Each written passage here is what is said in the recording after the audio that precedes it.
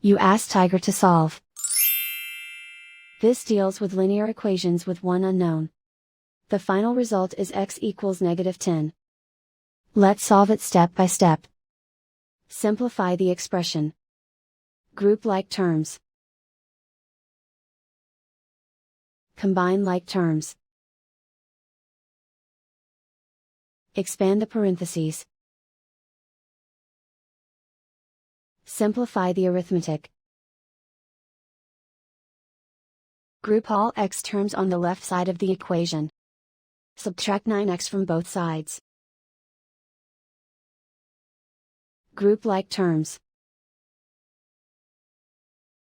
Simplify the arithmetic. Group like terms.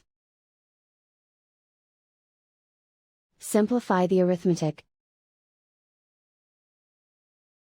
Group all constants on the right side of the equation. Subtract 80 from both sides. Simplify the arithmetic.